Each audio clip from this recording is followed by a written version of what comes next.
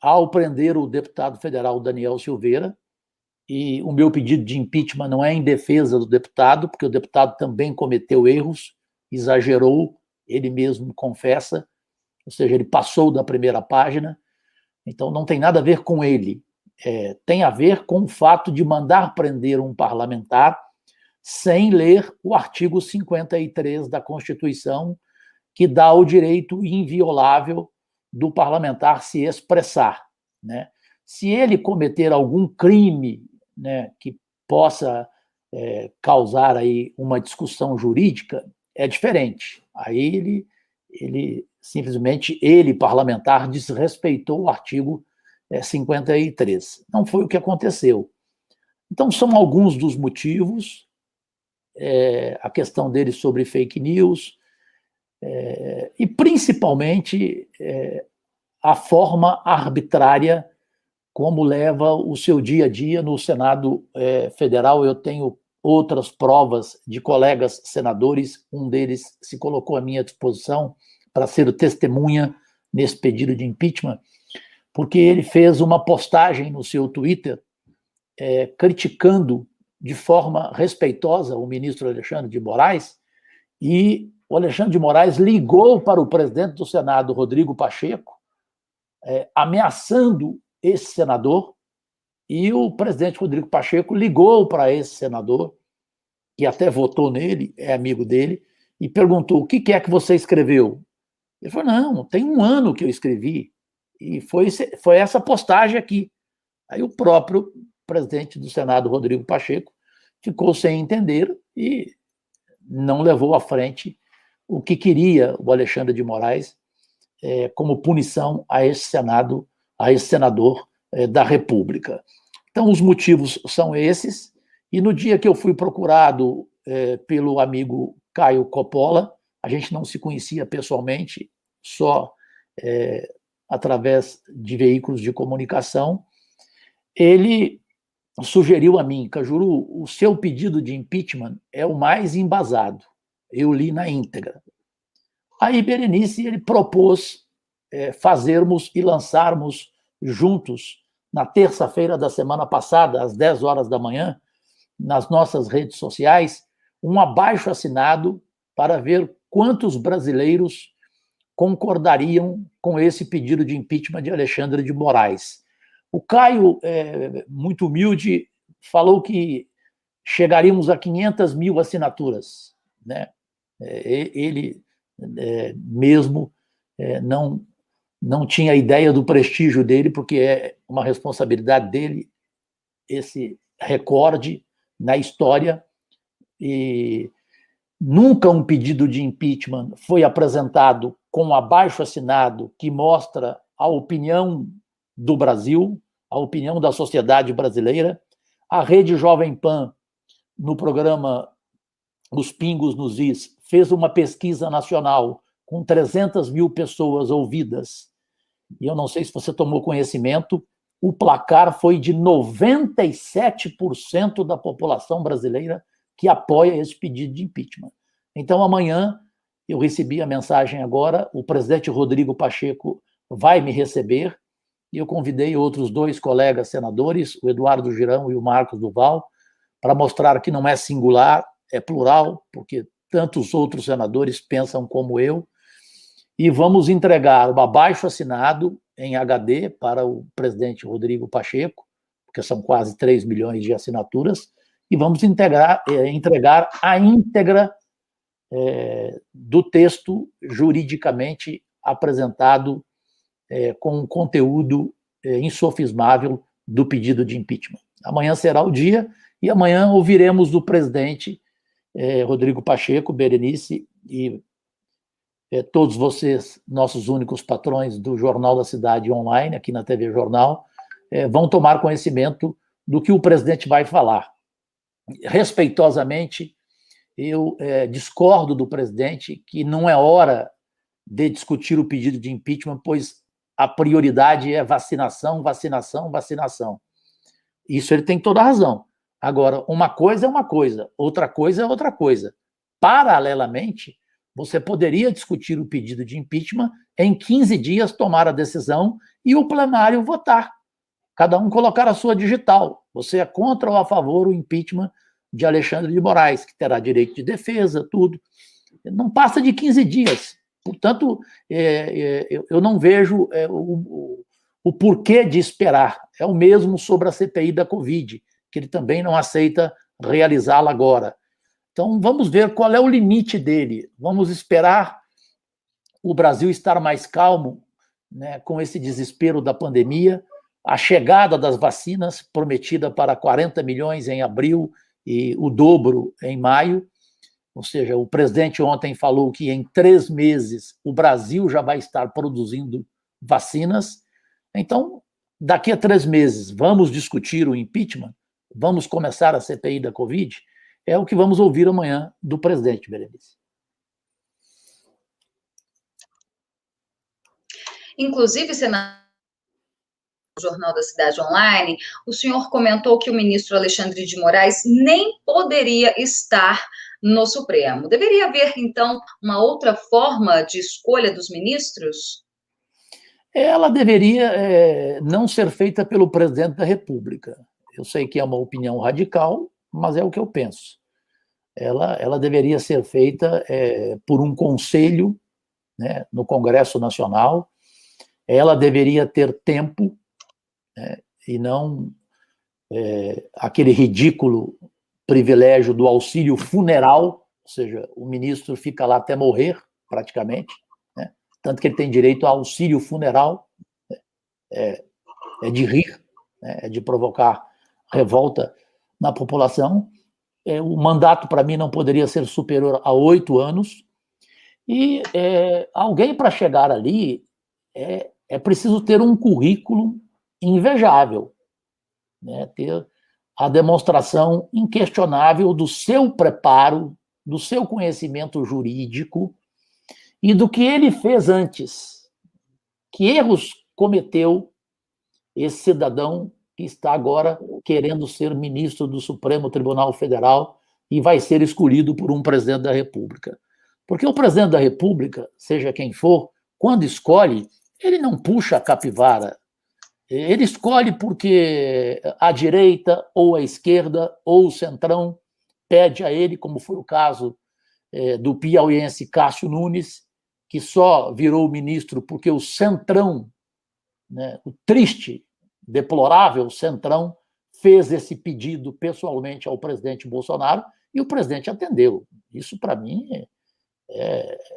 é uma barbaridade, né? Eu coloco como barbaridade porque o presidente nem conhecia, e ele estava vindo para Brasília, o Cássio Nunes, pensando em uma vaga no STJ.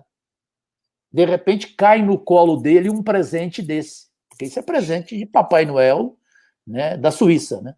Ele ganha esse direito e agora fica até 80 anos como ministro do Supremo Tribunal Federal. Pois é, inclusive, agora há pouco o senhor comentou essa questão do presidente do Senado, Rodrigo Pacheco, né, que ele acabou dizendo que não seria prioridade devido ao momento de pandemia. Será que ele está seguindo os passos do ex-presidente do Senado, Davi Alcolumbre, ou o senhor vê uma chance real dele acatar esse pedido de impeachment? Berenice, essa é uma pergunta muito inteligente, porque ela me coloca e colocaria qualquer outro parlamentar a ter uma dúvida, porque dúvida não há sobre a relação do atual presidente com o ex-Davi Alcolumbre, que foi quem o colocou para disputar a presidência com apoio total do presidente Bolsonaro. Então, ele não pode, de forma alguma, o Rodrigo Pacheco, até pela postura dele, é um homem muito educado, equilibrado, ele não pode fazer nada polêmico dentro do Supremo, dentro do Senado, sem antes consultar o presidente Bolsonaro, que bancou a sua campanha com mais de 600 milhões em emendas para aqueles senadores que garantissem o voto a ele. Daí ele chegou a 57 votos contra 23 da Simone Tebet, que foi a minha candidata, né? E a mesma relação com o ex-presidente Davi Alcolumbre, que vive o dia todo na sala dele e que nós sabemos qual é o seu perfil político, né? Ele não pode falar mal do Renan Calheiros, porque ele é parecido. Os 2 anos de mandato dele davam a impressão clara de que o Senado era uma capitania hereditária, né, como foi antes dele também. Né. Para mim, ele foi o pior presidente da história do Senado, e ele usa esse estilo mesmo, de chegar e falar, ó, engaveta esse processo aí de impeachment, engaveta esse pedido de CPI, faz o que eu fiz durante 2 anos. Eu me transformei no maior engavetador da história do país. Eu superei o Geraldo Brindeiro na gestão de Fernando Henrique Cardoso. Eu vou apenas torcer para que o presidente Rodrigo Pacheco pense nele, na imagem dele. Ele tem pretensões políticas em Minas Gerais, ao contrário de mim, que não serei candidato à reeleição, porque eu apresentei um projeto para o fim da reeleição de todos os parlamentares, então eu não serei incoerente. Terminarei o meu mandato e sairei, pronto, acabou. E deixarei lá a minha história, o meu legado, eu não tenho dúvida disso. Então ele tem que conversar com a família dele, conversar com os amigos dele, porque se ele engavetar tanto o pedido de impeachment do Alexandre de Moraes, que 97% do Brasil deseja, e se ele engavetar a CPI da Covid, porque quem não quer a CPI da Covid, Berenice, é quem tem medo de algo. É porque aconteceu alguma coisa errada. Eu já vou logo dizendo.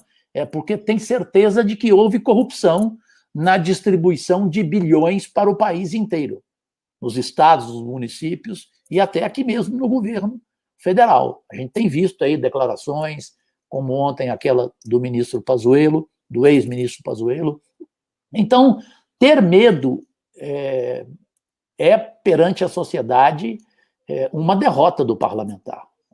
As eleições de 2022 poderão dar um recado muito ruim para ele nas urnas. Então, se ele pensar na imagem dele, na história dele como presidente do Senado, ele não vai ouvir o presidente Bolsonaro e nem o ex-presidente Davi Alcolumbre. Ele vai ouvir, mas discordar deles e dizer, eu não posso fazer nada, é o Brasil que quer esse pedido de impeachment. Como é que eu vou desrespeitar um abaixo-assinado desse tamanho? Como é que eu vou desrespeitar aqui um pedido embasado como esse? Como é que eu vou desrespeitar mais de 30 assinaturas numa CPI da Covid? Porque basta isso no regimento interno do Senado. Ele não tinha nem que esperar, ele já tinha que colocar a CPI para trabalhar, para fazer um trabalho independente, sem revanchismo, porque o regimento só pede as assinaturas, e elas passaram das 27 necessárias. Então, não tem por que esperar. Essa é a realidade.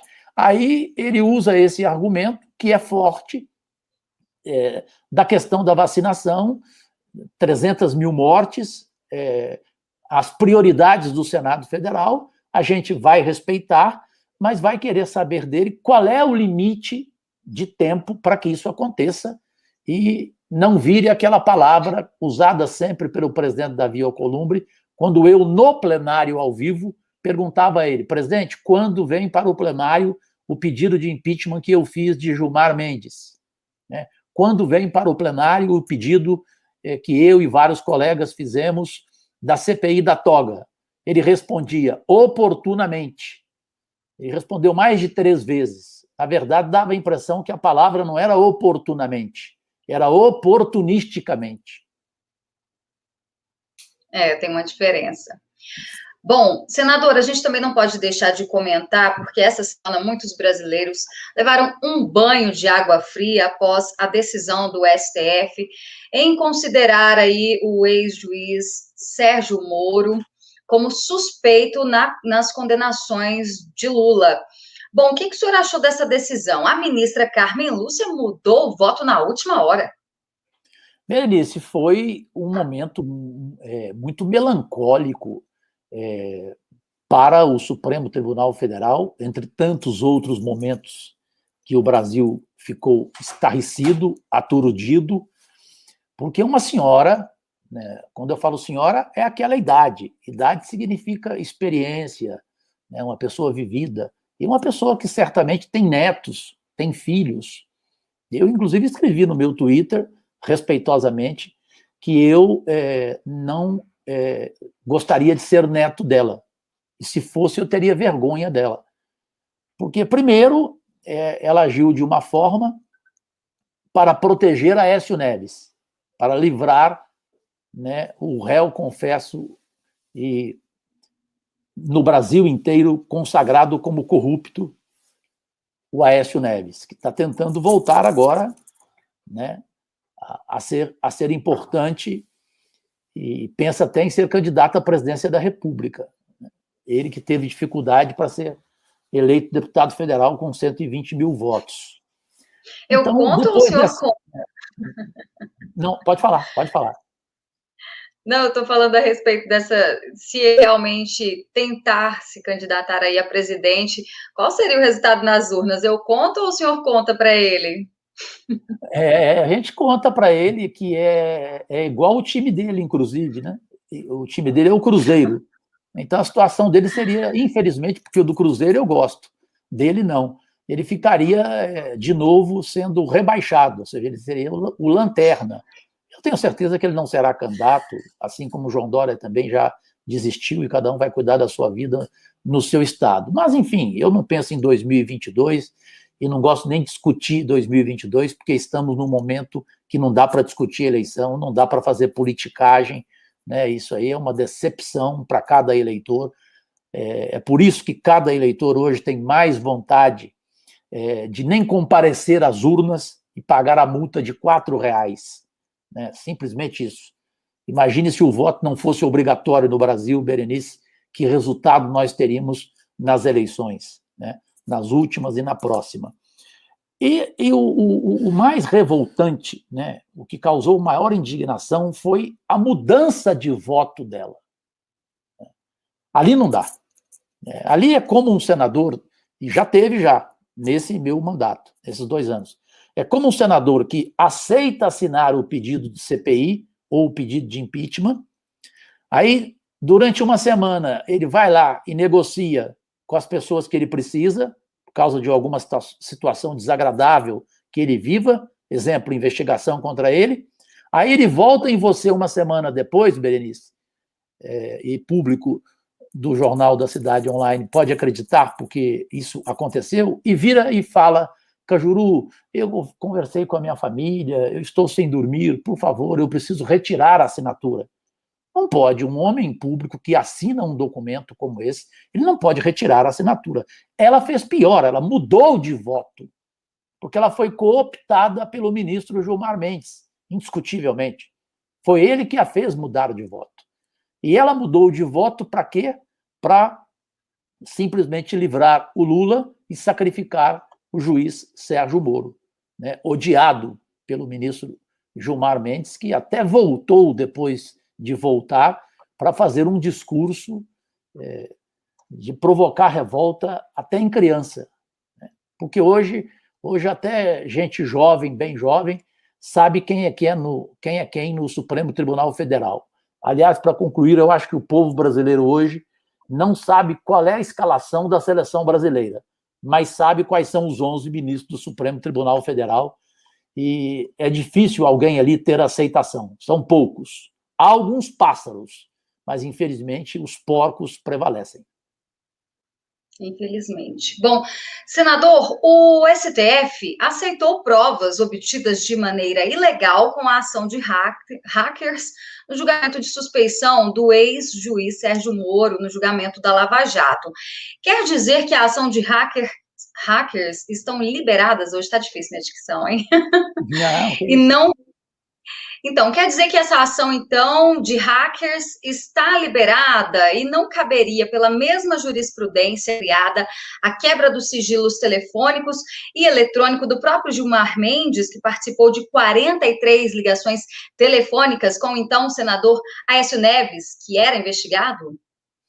E também com o ex-governador do Mato Grosso, o Simval, né, que foi inocentado Barbosa.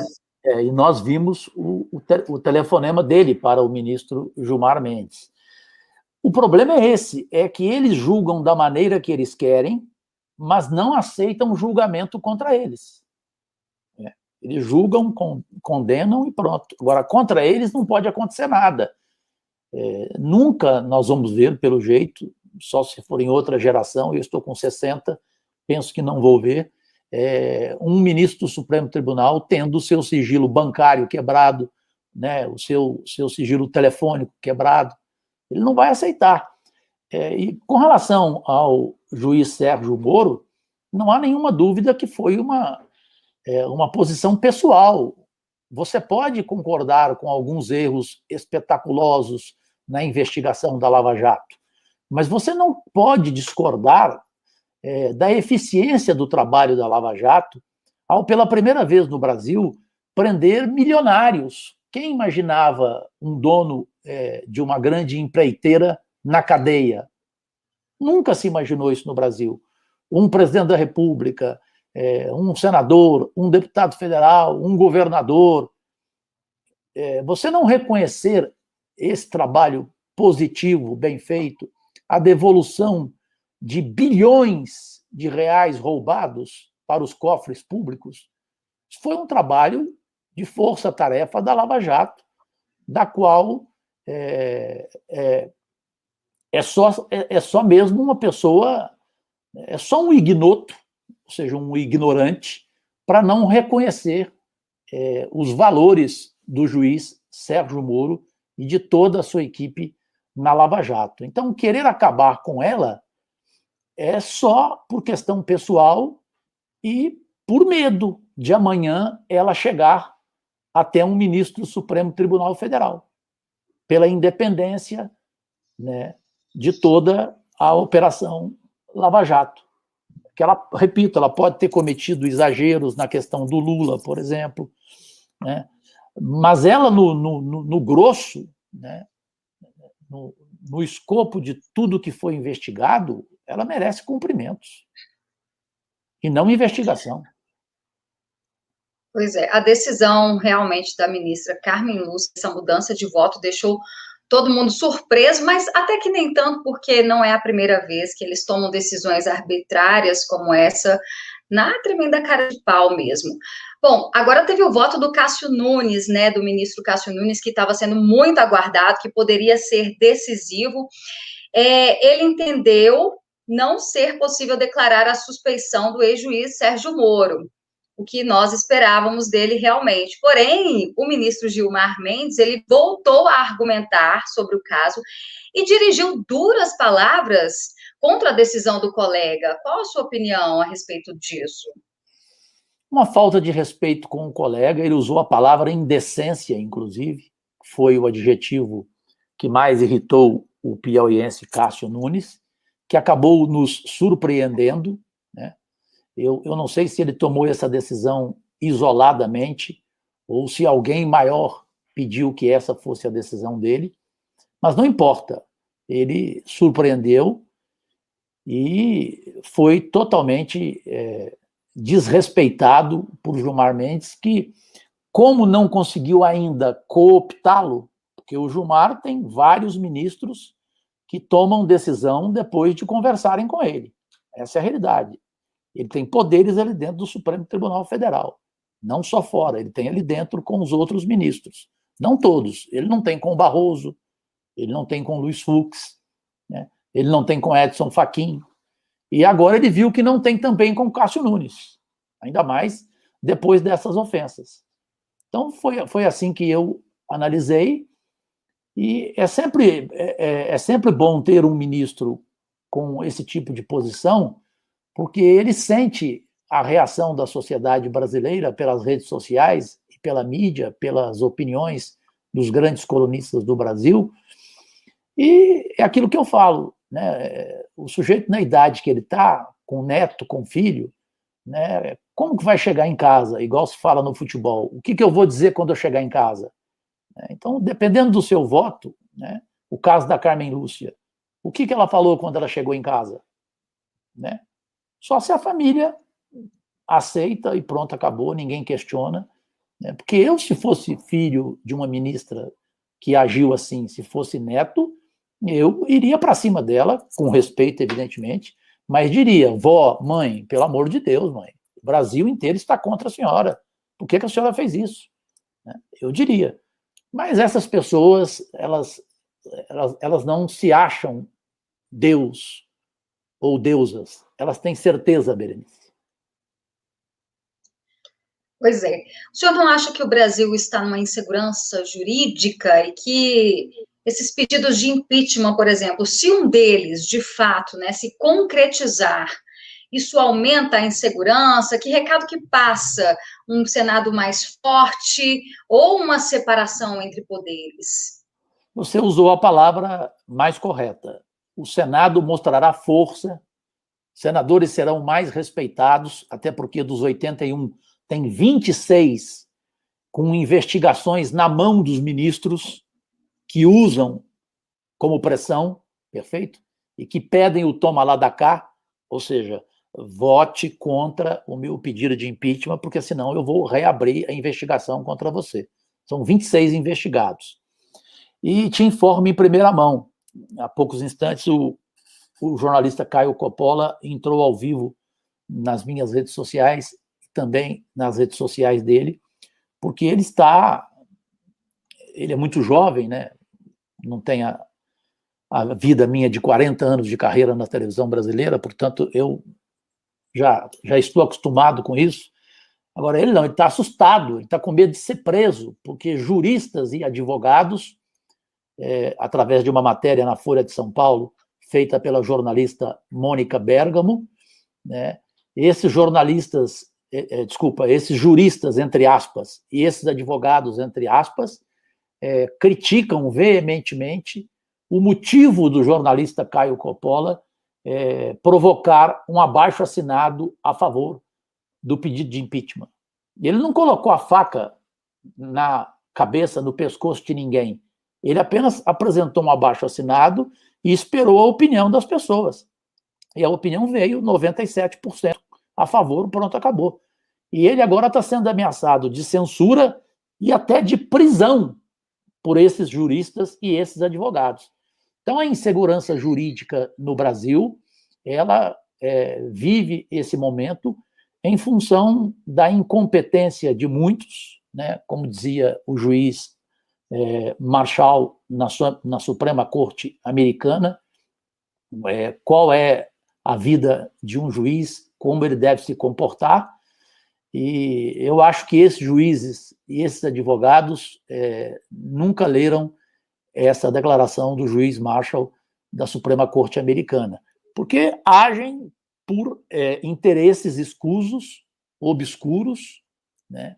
Às vezes alguns interesses sórdidos, que a gente só vai descobrir, Berenice, lá na frente, e cometem o mesmo erro, defendem o Alexandre de Moraes e são iguais a ele. Ou seja, ameaçam prender um jornalista por causa de um abaixo-assinado.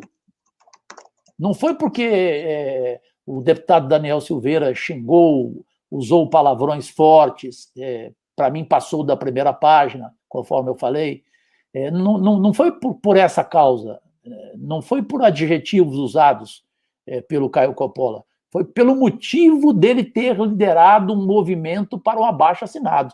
Se isso merecer cadeia, aí onde nós vamos parar? Aí é melhor todo mundo arrumar a mala e ir para outro país. Vamos viver no Paraguai.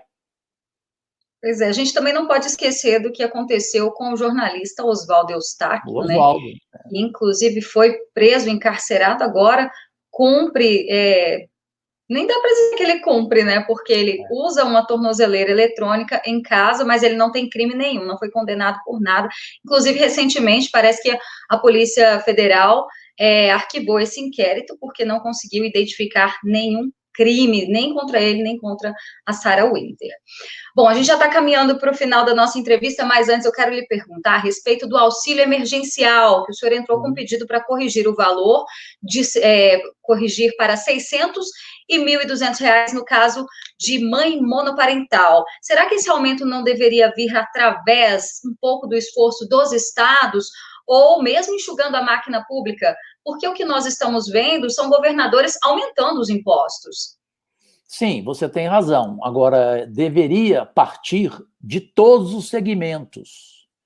Para voltarmos ao auxílio emergencial de R$ 600, pois o de 250 para mim é um tapa na cara da sociedade brasileira. A sociedade que eu falo que está desempregada, que filhos estão sem escola, sem comida, sem emprego, empresário quebrado, né, falido. Eu me dirijo a essa parte da população brasileira que é gigantesca, chega a ser abismal.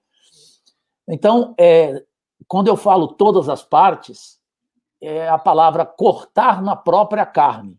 Então, o governo teria que cortar na própria carne os seus gastos. O Congresso Nacional, em especial, e eu fiz uma proposta para o Congresso Nacional aceitar gastar somente 50% do seu orçamento e passar esse restante para o enfrentamento à pandemia. Ou seja, poderia ser, inclusive, somente durante a pandemia, depois voltaria a ter a fortuna que tem para gastar, porque, para mim, tinha que ser definitivo, né? O corte na própria carne da classe política, desde vereadores até o presidente da República, ela tinha que ser definitiva no Brasil, porque ela geraria a maior economia da história do país. Se o Congresso Nacional, se milhares de parlamentares custassem apenas 50% do que gastam, do que custam para os cofres públicos.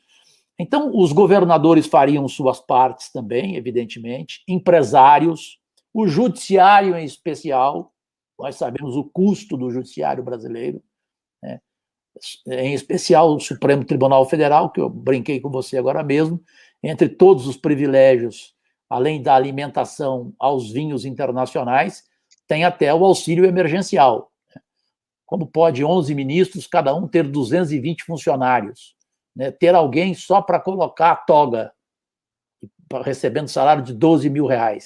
Então, ali é um desrespeito ao que o próximo vive, ao que o seu cidadão, que não é teu amigo, mas é tão brasileiro contra você.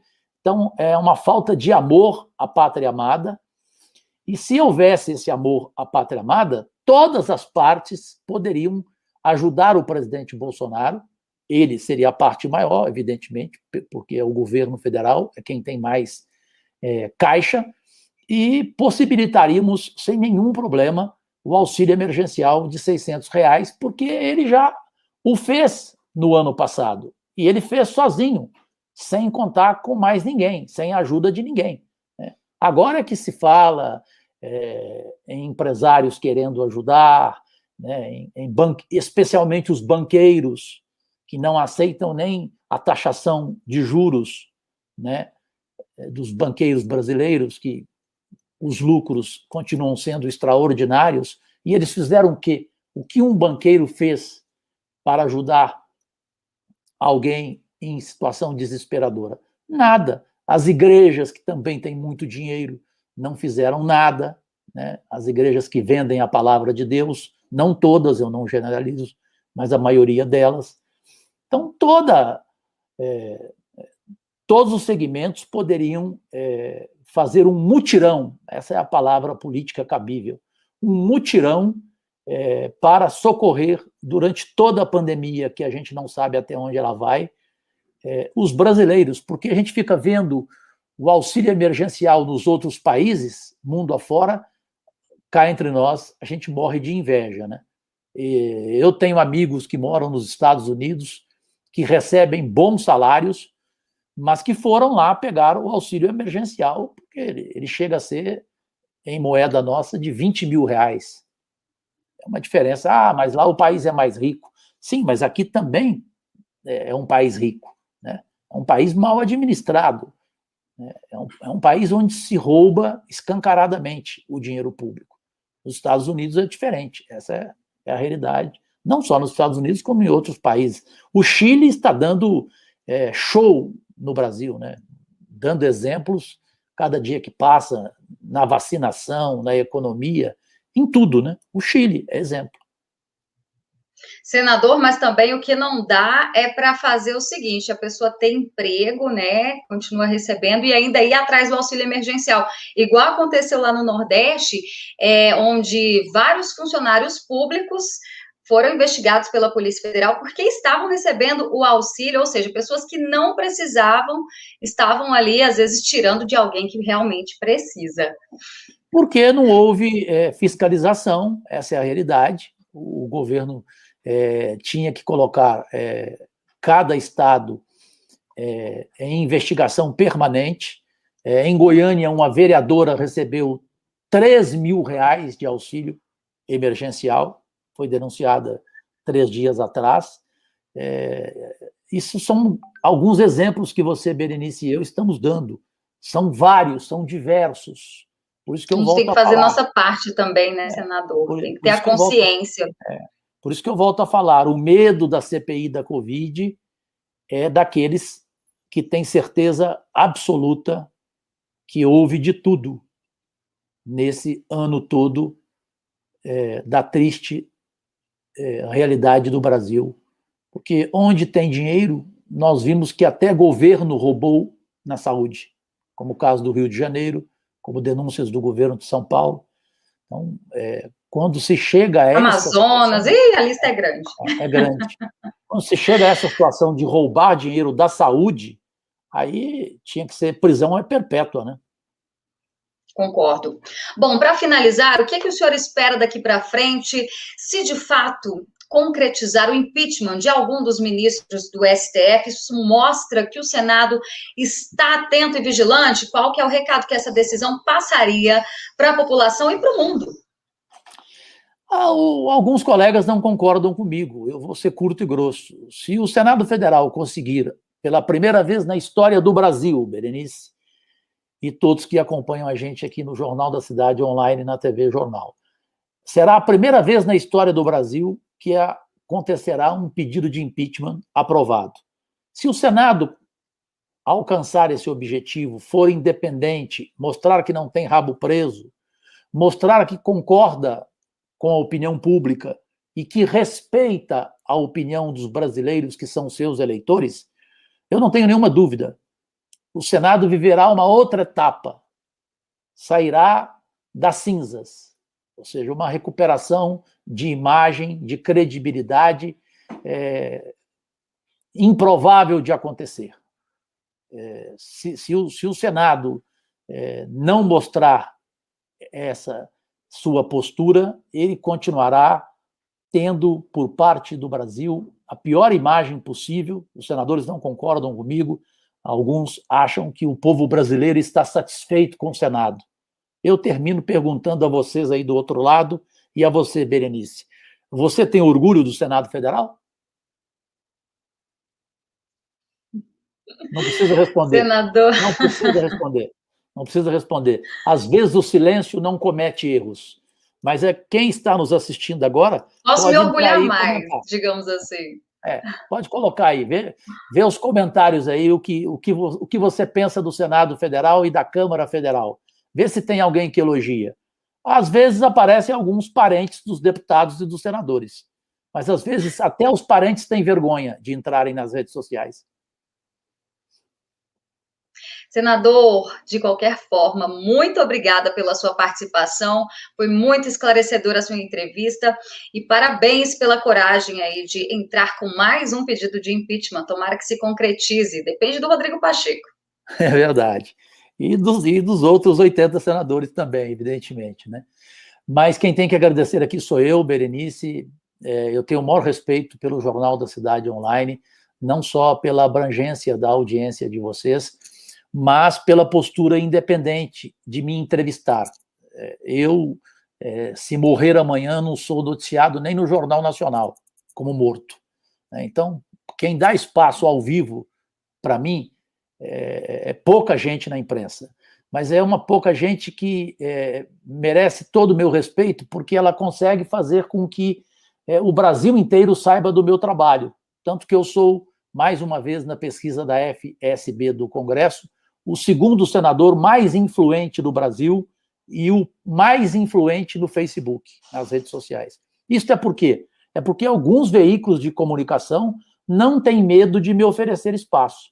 Então, é a Jovem Pan toda hora, e nessa toda hora também é isso que acontece. Toda hora eu tenho convite de vocês e de outros veículos de comunicação, como Antagonista e outros, e eu tenho que agradecer e dizer ao restante da imprensa aquela frase que eu adoro: me lixo para vocês. Obrigada mais uma vez a todos vocês que nos acompanharam e a todos vocês que também participaram pelo chat. Eu sou Berenice Leite, direto de Brasília, para a TV Jornal da Cidade Online.